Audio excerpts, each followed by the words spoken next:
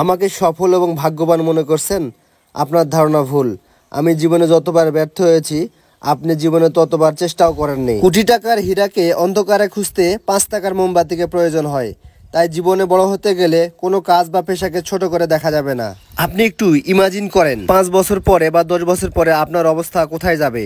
আপনার বন্ধু বান্ধব অথবা আত্মীয় স্বজন অনেকে সফলতার দ্বার প্রান্তে পৌঁছে গেছে, অথচ আপনি রাস্তায় ঘুরছেন। তখন তুমি কি বলবে? ওদের কপাল ভালো ছিল আর তোমার কপাল খারাপ ছিল। এটাই তো।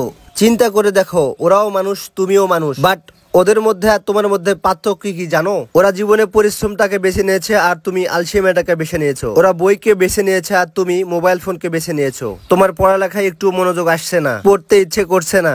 ভাই সত্যি বলছি, কোথাও জায়গা হবে না, অনেক খারাপ অবস্থা হয়ে যাবে। এখনো সময় আছে, নিজের লাইফ নিয়ে সিরিয়াস হয়ে যাও।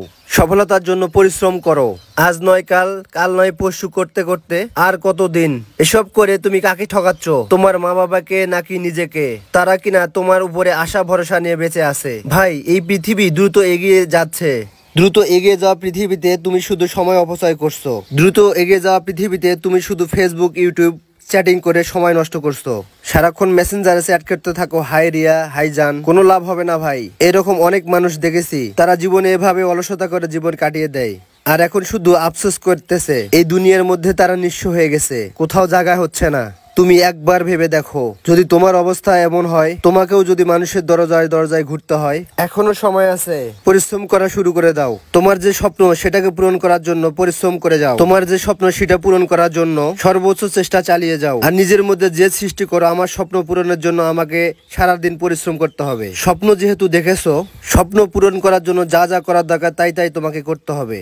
এমন মনোভাব তৈরি করো। পৃথিবীটা হচ্ছে এমনই, তোমাকে নিয়ে মানুষ হাসাহাসি করতে পারে, তোমাকে নিয়ে ট্রল করতে পারবে, কিন্তু তুমি একবেলা না খেয়ে থাকলে তোমার দিকে কেউ ফিরেও তাকাবে না। তোমার স্বপ্ন তোমাকেই পূরণ করতে হবে।